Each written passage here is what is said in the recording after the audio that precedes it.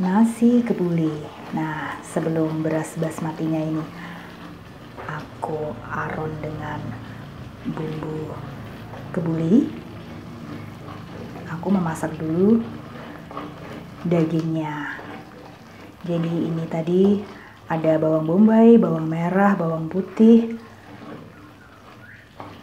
serai, dan beraneka bumbu yang ku masak hingga tanak sehingga menyerupai pasta seperti ini. Baru dimasukkan dagingnya.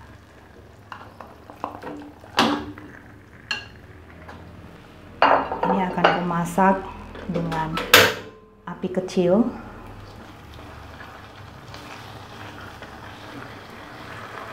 sampai dagingnya ini empuk.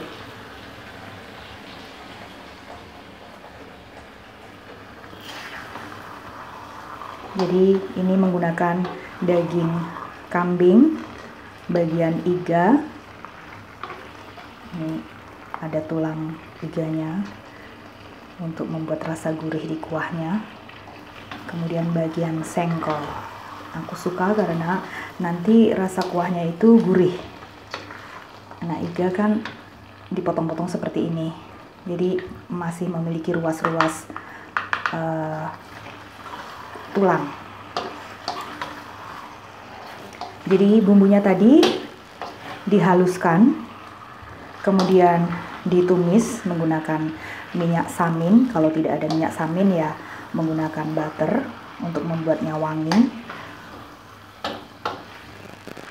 Bumbu tumisnya bawang merah, bawang putih, bawang bombay, jahe, serai, tomat, kemudian rempah-rempah yang lain, rempah keringnya seperti cengkeh, kapulaga, bunga lawang, pala, jinten, ketumbar, kunyit. Tadi ku tambahkan bumbu-bumbu ini ada lada putih, kemudian ada kunyit bubuk, kemudian ada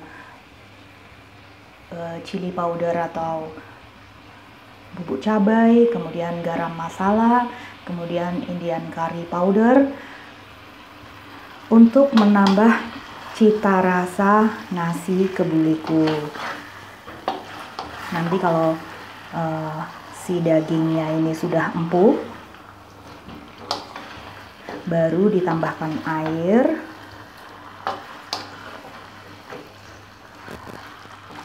susu, dan santan. Jadi bisa saja nanti menggunakan susu bubuk full cream atau susu UHT atau santan, tapi aku menggunakan santan dan susu, keduanya aku gunakan semua untuk membuat kuahnya menjadi lebih gurih. Nah, nanti kalau sudah dagingnya ini empuk, kuahnya akan digunakan untuk memasak beras basmati. Jadi beras basmati ini beras aromatik, dia memiliki butiran yang lebih panjang daripada beras biasa, sekitar 1,5 hingga 2 kali panjangnya dari beras biasa.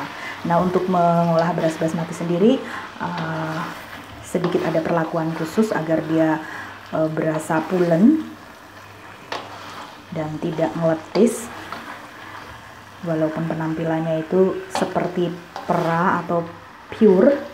Jadi memasak beras basmatinya itu berasnya direndam dulu selama 15-30 menit, kemudian ditiriskan, lalu dimasak. Bisa dikukus dulu atau di tanak bersama dengan kuah kari. Ini bumbunya sudah masak, sudah merasuk seperti ini, baru ditambahkan air ya untuk membuat dagingnya ini tanak.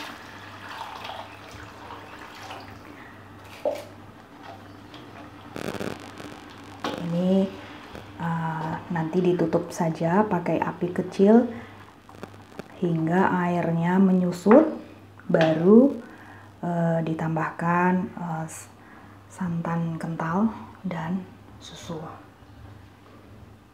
Nah, nanti untuk membuat nasi kebulinya menggunakan kuah dari rebusan daging ini. Kalau menggunakan rice cooker, beras basmatinya itu setelah dicuci kemudian direndam 15-30 menit, tiriskan, lalu dimasukkan saja ke rice cooker dan diberi air setinggi menutupi berasnya, ditambah sedikit sekitar 1 ruas jari. Kemudian cooking, setel tombol cooking. Tapi kalau misalnya yang tanpa rice cooker, berasnya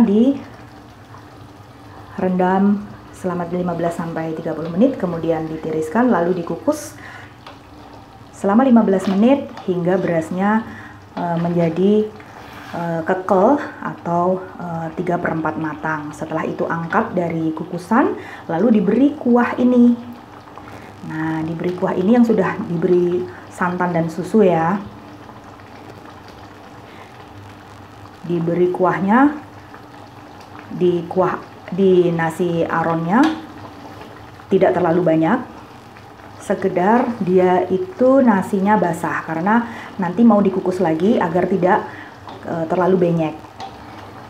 Nah, seperti itu. Ini akan aku tutup, menunggu sampai dia empuk dulu, baru nanti diberikan santan dan susu. Ini tidak kupresto, tapi aku menggunakan siko wok dengan api kecil. Nah, api kecil, api lilin saja. Ini justru dengan api kecil ditutup, dia akan memiliki tekanan yang lebih tinggi dan mempercepat pengempukan daging meskipun tanpa dipresto, karena aku lebih suka daging tanpa dipresto, rasanya itu lebih juicy, menyatu dengan bumbu dan kuahnya, dan rasa dagingnya nyus. Jadi nanti kalau sudah jadi, kuahnya digunakan untuk memasak beras basmati, sedangkan si dagingnya akan diangkat lalu di oven, dipanggang gitu ya. Nah, untuk ditaruh di atas nasi kebuli kalau sudah matang. Oke, seperti itu. Jadi selamat mencoba membuat nasi kebuli yang lezat dengan menambahkan beberapa bumbu yang kita punya. Misalnya tak ada bumbu-bumbu selengkap yang di resep, kita bisa membeli bumbu bubuk seperti ini di supermarket. Selesai. Bye-bye.